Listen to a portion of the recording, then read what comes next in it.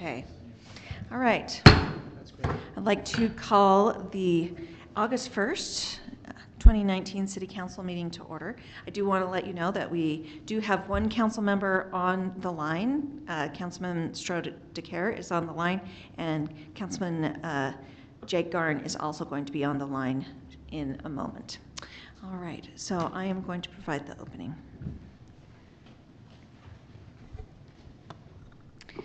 Our Father in heaven, we are grateful this evening to gather and to discuss matters pertaining to our city.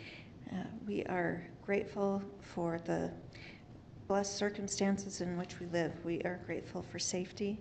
We're grateful for good weather. We're grateful also for the good people who make Kaysville such a great place to live. Please help us as we discuss weighty issues this evening, that we will have the spirit of cooperation and integrity. And these things we pray in the name of thy Son, Jesus Christ. Amen. Please join me in the pledge. I pledge allegiance to the flag of the United States of America and to the republic for which it stands, one nation, under God, indivisible, with liberty and justice for all. Thank you.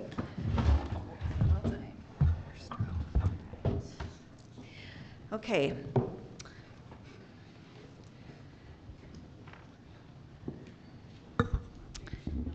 Okay. Councilmember Garn, are you with us? Yes, I was able to join. Thank you. All right. So we have Councilmember Garn, we have Councilmember DeCare. We do have a quorum, so we're going to press on. Okay. First, declaration of any conflicts of interest. Councilmember Garn? No? None. Thank you for asking. Councilmember DeCare? None. Okay. Anyone here? No. Okay. We'll move on. Okay. We're going to go to our action items. Shane. Thanks, Mayor. If you'll remember, last time we spoke about this in the work session. This was an opportunity for the council to authorize staff to provide a bonus program for our employees. The one key thing we did change, if you look at your documentation, is we did incorporate a per employee amount, which I think reflected what Councilmember Barber had brought up, that those with more employees would have more opportunity for recognition there. So I talked with Dean a little bit, and we thought that was a good way to go there. So other than that, the resolution's the same, and we're here for questions. Okay, thank you. Do we have anybody signed up to speak to this? Okay, we'll go on to council questions. Councilmember DeCare, do you have any questions? Concerning this agenda item, no. Okay. Councilmember Garn, do you have any questions about this item? No questions. Okay. Any questions? No questions. I don't have any. Okay. Seeing none, I will entertain a motion at this time.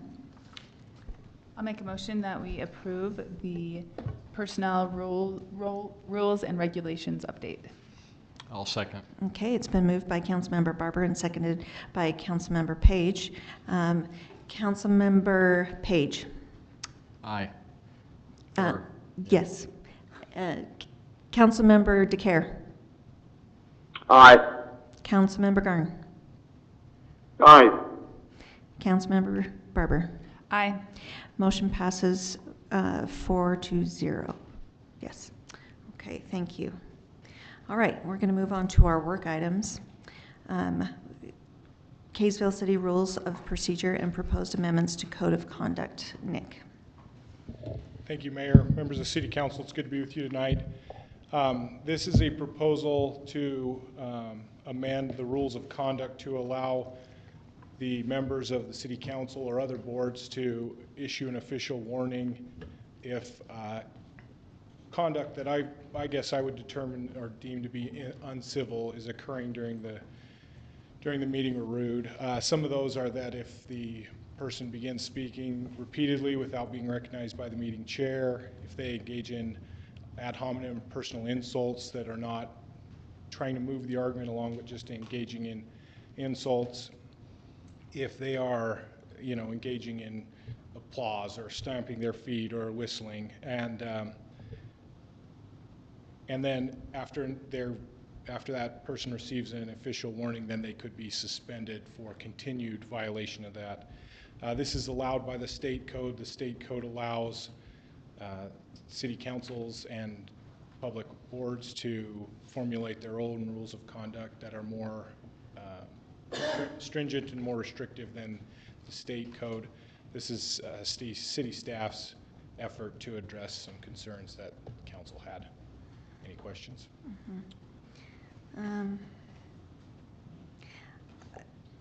I think when I had spoken to you, I had mentioned clarification on who votes. Is that addressed here? That is not addressed here. That's something we could add. And I I would will note appreciate that. I apologize, I forgot to mention this. There is when this comes back on an action, I'm happy to make that change. When it comes back on an action item, the ordinance will also need to amend Kaysville City Code 2-2-3, which requires a 2/3 vote to expel a member. But I'm happy to put in the mayor's ability to vote on that. Thank you. Good. All right. Okay. Questions about this item? Councilmember Garn, any questions?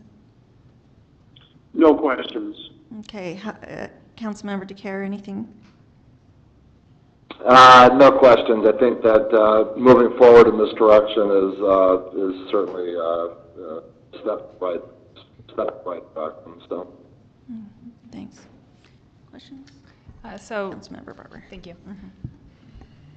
When you say at the beginning you were introducing this, saying any behavior that you deemed inappropriate or unprofessional, are you saying actually you as the city attorney decide that? No, the chair of the meeting would decide that, and members of the council or the board could bring a motion based on any of these. Okay. Wouldn't require me. These are just, I addressed 4 items here that I thought seemed to be detrimental to an efficient meeting. And if there were more that you could think of, I'm happy to add those. Those were just kind of 4 catch-all categories that I thought of. But no, in the event that that happened, I wouldn't have any place in that. The council or the planning commission or the power commission, the members of that would proceed through that without any input from me. Thanks. It was just your wording. I apologize. You're fine. It's unclear. For Totally sure. fine. So, and everything that is read in this ordinance is what we would be adding to that Utah Code 52-4. Correct. The Code of Conduct addresses a variety of other issues under this is an addition under the compliance and enforcement section. Okay. Okay. Anything? Councilmember Page? No, I don't really have any questions on this at this time, Amy. Okay. All right. I think maybe we should take move it to action with that amendment of voting. adding the section about voting. Yeah, so moved. Anyone? Second. All right. It's been moved by Councilmember Page and seconded by Councilmember Barber. Councilmember DeCare. Are we looking for a vote here? Pardon? Are we looking for a vote here? Yes, we are voting to move this to an action item. Got it. Aye. Okay. Councilmember Garn. Aye. Councilmember Page. Aye. Aye. Okay. Motion passes 4-0. Thank you. Okay, let's go to certified tax rate and final budget discussion. Thanks, you. Mayor. We have this on the agenda tonight in preparation for our public hearing next week, or sorry, next council meeting in 2 weeks. So the purpose of this item is to simply have another opportunity to talk about the budget, answer any questions. Maybe we'll give a small recap of truth and taxation. But also, I wanted you to know that our interpretation of some recent state code is it's that next week we will have a public hearing and a vote on the certified tax rate in the same meeting. That seems to be something that we're encouraged to do. So usually we would have a public hearing and wouldn't take any action until the next meeting, just as a internal procedure that we used and that the council expressed interest in. So this is a little bit different in that we'll have to take that action as the public hearing is concluded. So that being said, tonight we're just, of course, Mr. Story's here to answer all the real hard questions. We did, for the second year in a row, we have programmed in the certified tax rate to remain the same as it has been. So that does capture increased values of homes and increased taxes from those values, those valuations that operate through the county assessor's office. But the certified tax rate itself will remain the same as it has in the previous 2 years. As you know, as you programmed for us, the intent of that increased revenue is going to go towards the bond of the City Hall remodel. We opened up those bonds this week, and we're very excited to let you know that we got a really favorable rate. I think it's 2.14. I keep saying 2.08, but it's Dean can even clarify that. But it's a very, very good rate, and one of the best rates I've ever seen. So we really timed this very well with the bids coming in so favorably, and then that rate as well. So we're excited about that, and feel like we have a nice tight budget for fiscal year 2020, and are excited about the public hearing and that action next time. So, as I mentioned, I'm here and Dean's here, and we're happy to answer any questions you might have and participate in the discussion. Can I, Dean, can I ask you some questions? So, Councilmember Garn, do you have a question?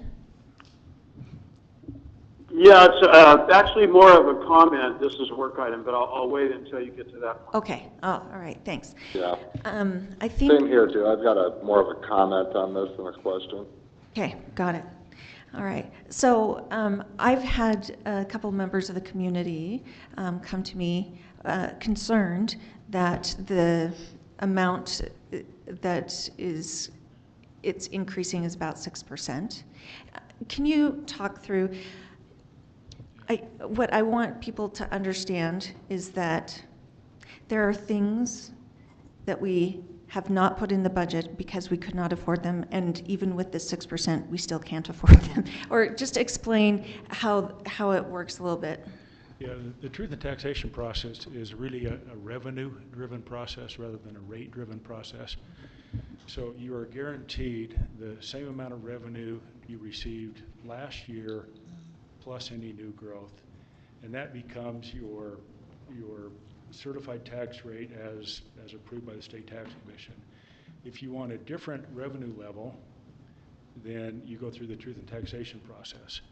And we made the decision early on in the budget to keep our rate the same, which by doing that captures the increase in assessed values, and that's about 6%. You know, 4 or 5 months ago, we weren't sure what kind of increase we would see there. And I might add, we projected a little bit less than we're receiving, but on the flip side, we projected a little more in new growth that we're not receiving. So it's almost a wash in this situation. As we finalized the budget, there were several items that we felt like we would have liked to have funded. A lot of that discussion was around personnel, particularly with police officers. There was the request for school resource officers and other personnel requests. And as you remember, the budget as presented does not include any new full-time equivalents. We did have some discussion about looking at our budget mid-year and seeing if we could add some of those items. And so I guess the short answer to your question is we believe there are other needs that additional small revenue increase could be used in the current budget or for future years. That answer your question? Yes, and if we were to, is it possible to add, to evaluate if we can afford one more police officer for Davis Tech at Christmas time? Is it possible to add that in? Or is that just pushing us beyond? I think that's what we were hoping to do mid-year. Okay. So come December, January timeframe, just to take a good look at that. Okay. And I think we had talked about just additional officers for the junior highs. That was what, where Right. that request? That- We had that a was- request. I hadn't heard of that one. It was one of the requests Oh, okay. from police, and I had talked to the president of Davis Tech that they also would like to have an additional, and they would cost share there. If, That was gonna be my question. yeah, and so if we can have that, if they'd be on the bottom of the list, but put them on the list anyway, is that possible? All right. If I remember correctly, Chief, you may correct me, but I think Chief Oberg's original request was 3 school resource officers and then potentially another one for Davis the Tech, ATC. is that correct? Okay.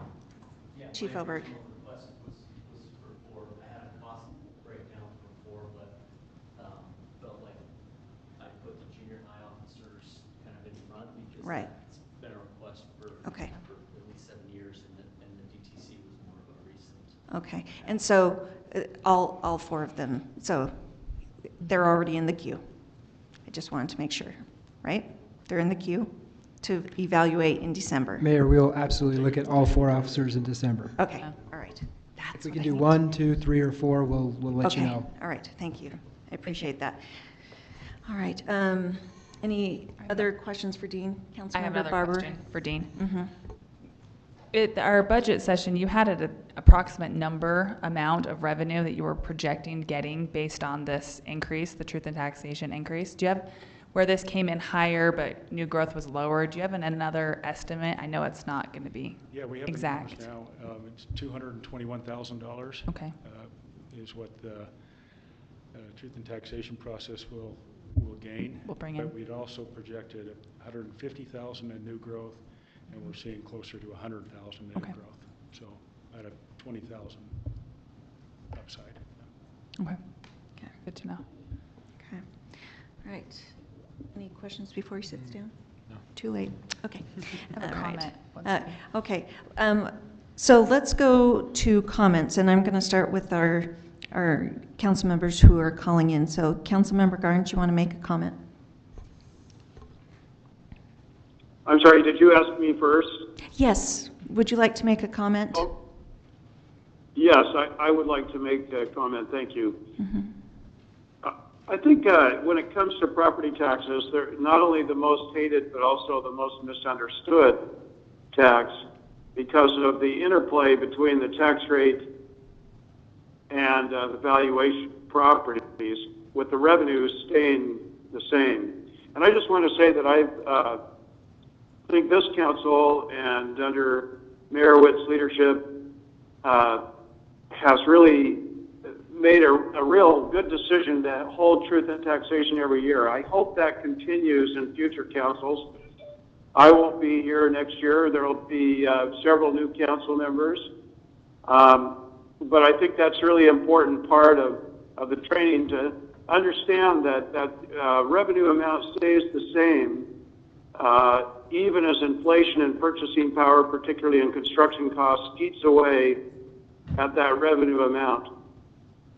If it weren't for the fact that we were doing the remodel of the city building this year, then I would think that allowing this much of an increase where you have a valuation increase of 6 point, I can't remember the exact amount, but 6 and some change, that would probably be too high because you generally want to match the inflation rate to keep that purchasing power steady. However, in this case, we do have some added debt service from the remodel, and so it's appropriate to take the full amount of the increase and leave the rate the same. However, in future years, it may be appropriate to not track the valuation increase And this is because the property values, unfortunately, tend to go up faster than wages and faster than the general inflation rate. So it really depends on what the city is doing at any point in time. But I do think it's important to point out that these increases are not do not have to be excessive by any means, but they do have to keep pace. And you have several cities in Utah, last thing I'll say, this year that are doing similar increases to what Kaysville did about 4 years ago, with 100% or more tax increases, because they haven't had truth in taxation for many years. This is discussed in the ULTC meetings where representatives that are being trained are scared to even think about truth in taxation because it's misunderstood, and they don't want to raise taxes and upset their voters, and that's certainly understandable. But the consequences of not doing this every year are that you have to end up 20 years later doing a 100% tax increase. So I hope that we continue every year in Kaysville to make it a tradition that it's just understood that we evaluate the situation with property taxes every year and not wait 20 years to make a decision. Thank you, Mayor. Thank you. Councilmember DeCare. Just to kind of piggyback off of what Councilman Garn had stated, I mean, I agree with everything that he said wholeheartedly. And just as a point of clarification to be on the record here, this council, the mayor, or Kaysville City, we are not, and I underscore not, raising taxes here. This is not something that we have done, you know, purposefully or with intent, or that we've voted to raise, you know, raise our tax rate by 84. Give me here. 6.84%, almost 7%. This is a direct reflection of property values throughout Kaysville, which in a way I think should signal a robust economy, a good place to live. Property values are going up, and as a result, our truth in taxation reflects that. I do echo Councilman Garn's statement, where I do believe that truth in taxation is a good thing, and I do hope that future councils will adhere to this policy and you know, and move this forward as this moves along. So just to reiterate, though, this bump in taxes here, this bump in this increase is not something that's been dictated by the city. So this is something that is a direct result of property tax value increases across Kaysville and essentially across the state and Davis County. So just to be clear on that point. Okay. Thank you. Thank you. All right. Any other comments on this? Councilmember Barber. First, I want to thank Mayor Witt for letting us entertain this week. Our thought was that we would have a time to discuss before the actual hearing and, you know, voting on this. So I think it's good that we have this time. Residents can still have time to contact us and be made aware. I personally have a similar take. I think understanding property taxes, where they come from, how the rate is held steady is really important. I personally was really surprised when I opened up my disclaimer, just like every other resident, and saw the percentage of 6.84. That was higher than we had been anticipating, like Dean said. And I do understand that growth was lower, but I personally would like to see us adjust that to be more in line with what we were anticipating. I don't feel like I personally wouldn't want to put the responsibility of accommodating lack of growth on residents. And so with the truth in taxation, we have the ability to adjust it, and I think it would be appropriate to adjust it to a level more like we were anticipating before, that's closer to the inflation level. Last year we held this, and we brought in a similar amount, around 200,000 last year, is that right? And I think that'll help. That is already able to cover a big part of the bond payment for this city hall. So that's my feeling. Okay, thank you. Councilmember Page. Okay, just a couple things. I think it's important for everyone, the citizens, to understand that the majority of our revenue does not come from property tax. It comes from sales tax and other things as well.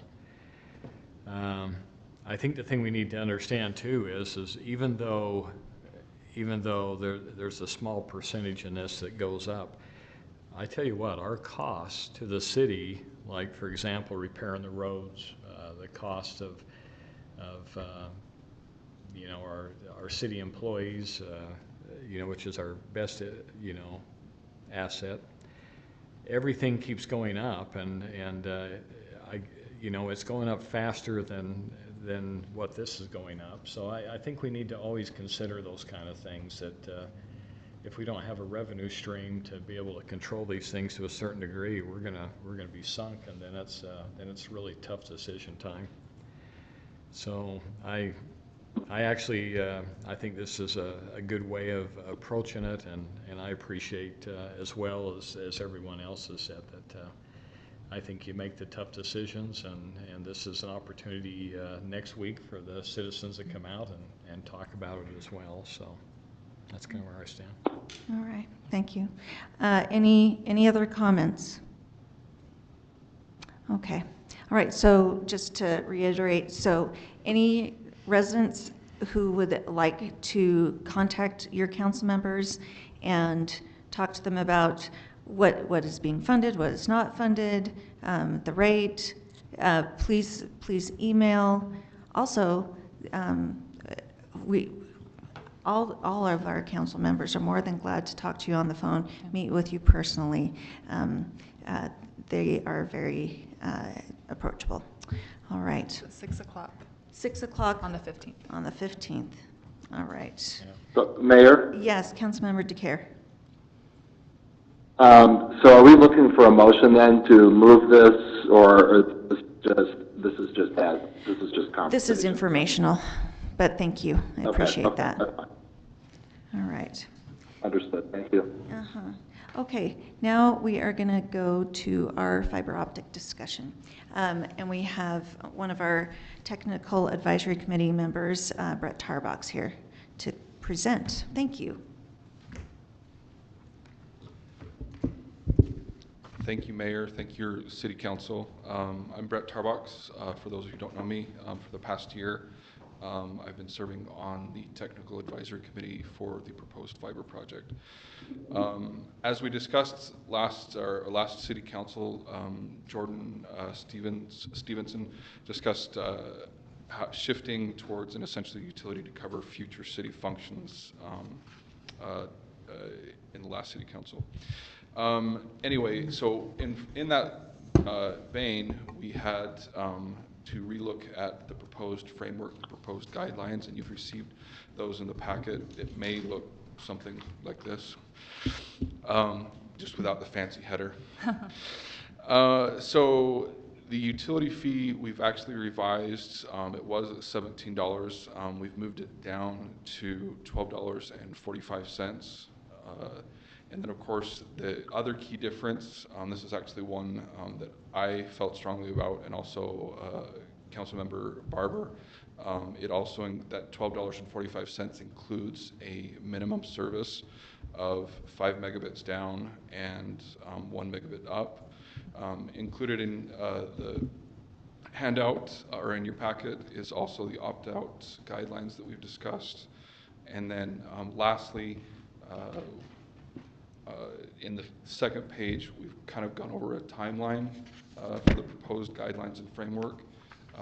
We had a neighborhood meeting actually at Councilmember Barber's house last night. There's another one at Jordan Stevenson coming up, and then we'll also have a town hall on the 21st at 7 p.m. at the Kaysville branch of Davis County Library. And then on August 27th, we'll have another town hall meeting at Kaysville City Hall. And then September 5th, Kaysville City Council's financing and super parameters resolution.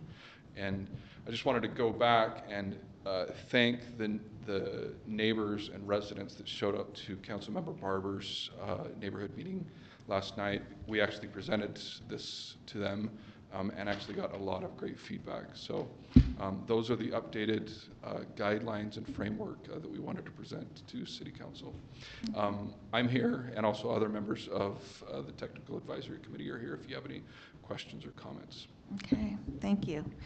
All right. Council Member Page, any questions?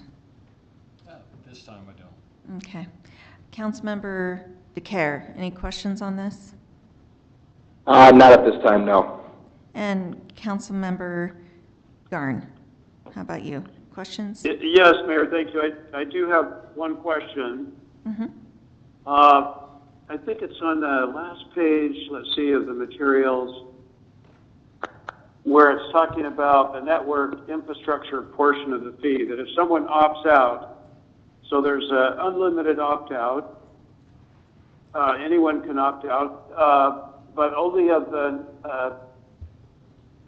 but not out of the network infrastructure portion of the fee. So is that the full $12.45 per month, or is that some lesser amount not listed here? We're going to have Andre Lords answer that question.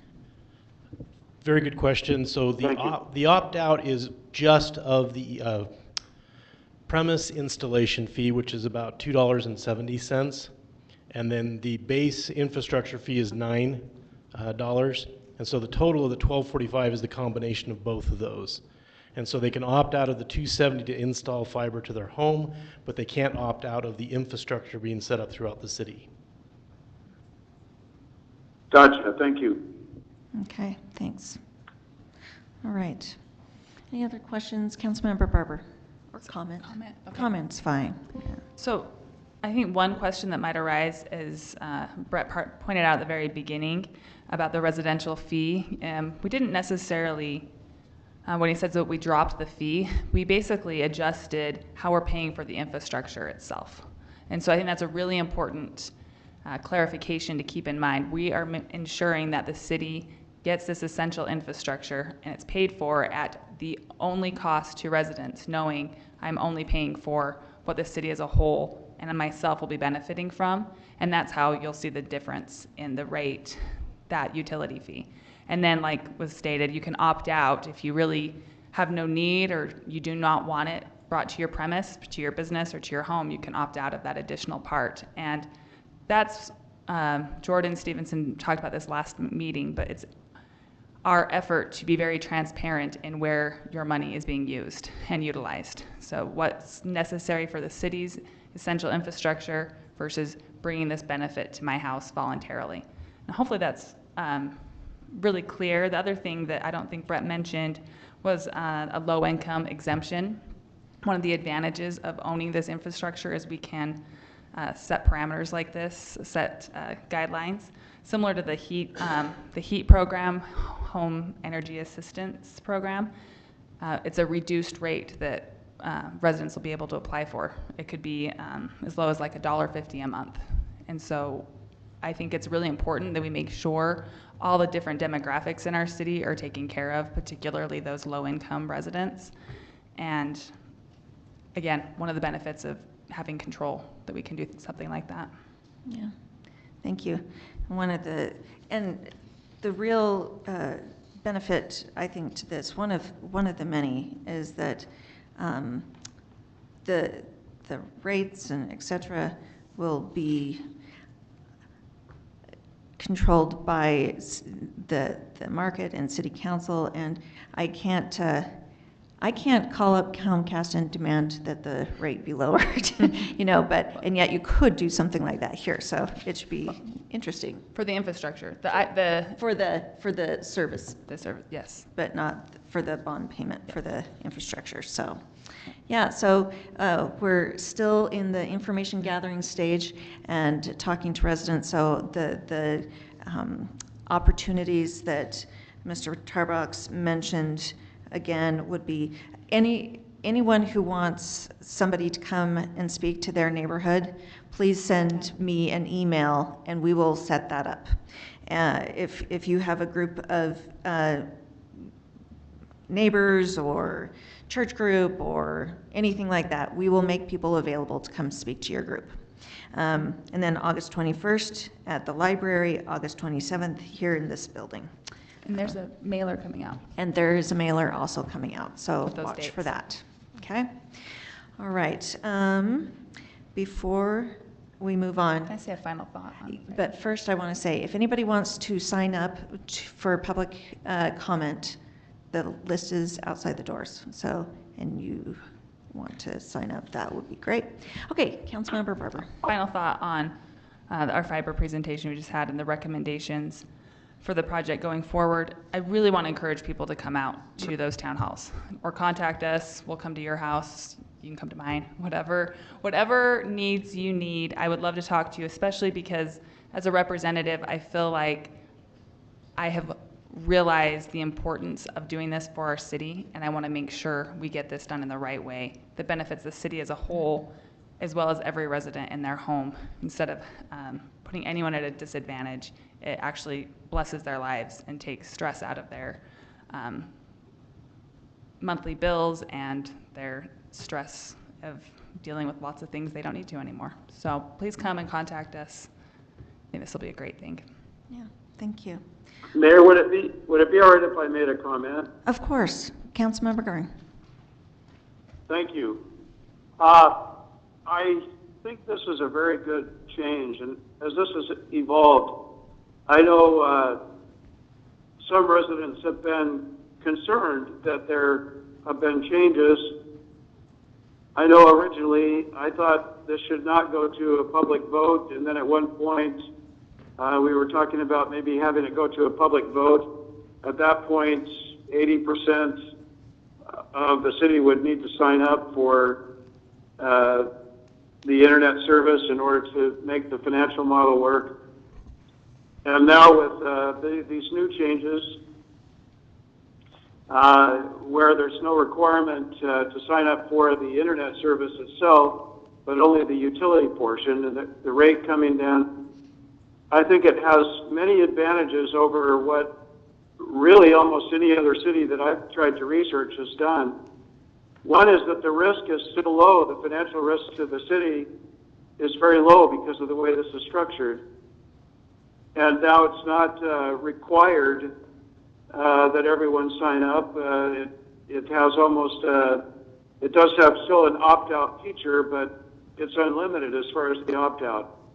So I think these changes address the concerns that people might have in many ways, and yet we're still able to move the community forward with the new technology, which is, I think, become just as important, this information highway of ours, and all the different ways that it's used as roads or other kinds of infrastructure in the city. Thank you.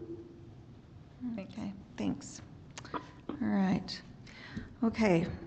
I think that's all for the fiber optic discussion. All right, we will go to public comments. And before we do this, since it is election season, I want people to understand that if you are a candidate and you do make comments, please don't make mention that you're running and et cetera. This is not appropriate. And no clapping, no booing. I think that covers it. All right? Thank you. All right, Zane Larson. Yes, thank you, Katie. As said, my name is Zane Larson. I did want to comment when you're making, when you want to try and have regular citizens understand the property tax increases, that try not to use business terms. A lot of regular citizens don't, when you say revenue, I don't use revenue in my home. I have a paycheck and I have income and I have expenses, and that's the sort of terms like when someone says revenue, like what do you mean? It sounds confusing to regular citizens.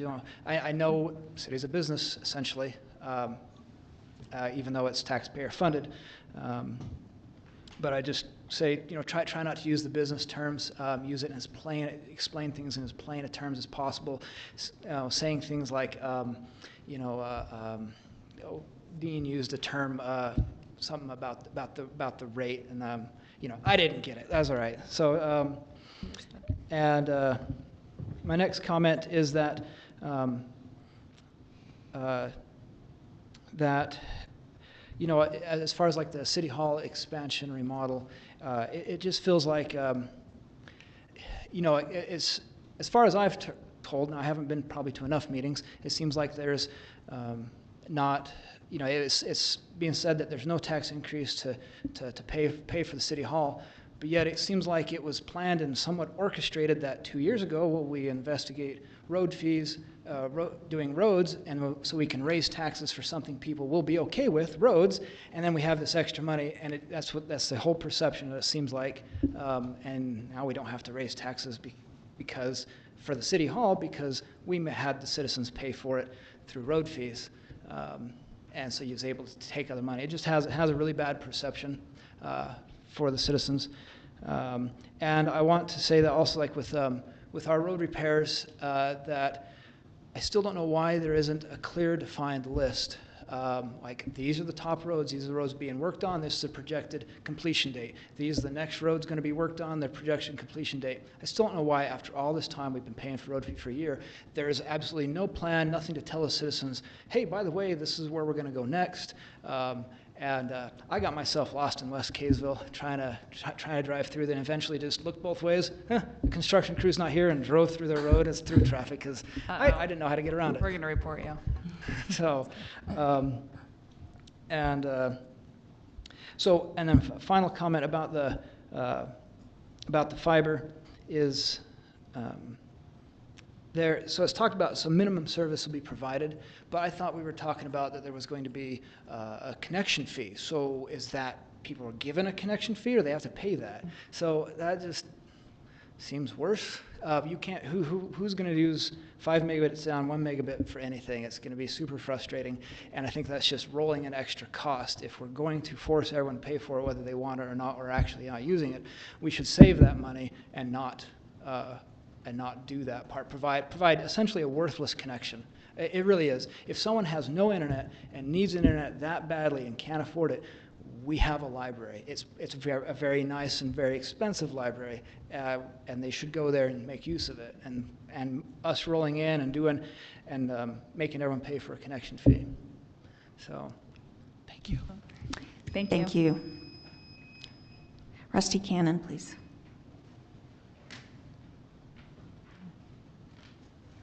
Thank you. Thank you. So I'm Rusty Cannon with the Utah Taxpayers Association. We had briefed this body, I think it was back in the fall or winter, on the fiber subject. Just really briefly, we're probably not up to speed on exactly where the city's at with plans, but we do have some major concerns. In representing taxpayers, it's our understanding that citizens of Kaysville would be burdened with the infrastructure placement whether they want it or not. So we're opposed to that vehemently, in the sense that those will be foisted on taxpayers whether they like it or not. They can opt out of using the service, but it's our understanding right now that the plan is to say, hey, citizens, this is coming, you're going to be assessed for it, but you can opt out of the rest if you want. Our other concern is 5G. So 5G will be here within 2 to 3 years. So we are at a national conference this week where 5G was discussed because it's a taxpayer issue in many cities. When our chipsets on our phones are upgraded in about 2 to 3 years, the new chipsets will be ready for 5G. So within 2 to 3 years, you could have wireless connections where you can download a movie within 10 to 15 seconds on your phone.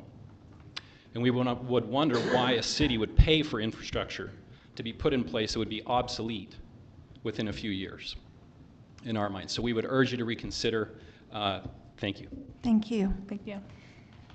And I know that any member of our technical advisory committee would be glad to update you on what we are working on. All right. Council member reports. Council member DeCare, anything?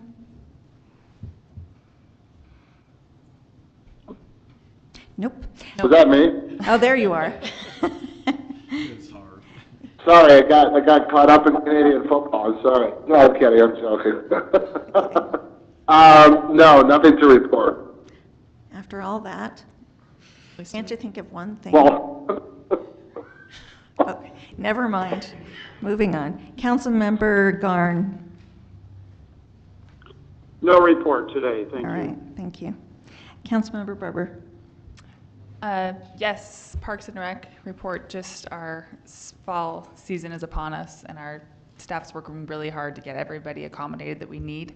Just to reiterate, we have a shortage of fields and particularly court space. I've already heard from residents, there's not enough spaces for children to be playing in, so. But thank you to our staff for getting them in. Can I make a comment on the fiber project? Yes. Yes. We'll call you a liaison to the technical advisory. I've always really liked that term, so thank you. My comment would be, I think I maybe misrepresented as I was explaining about, Brett and I were explaining about our desire to have a minimum service available, and it came from other cities that have done a similar thing.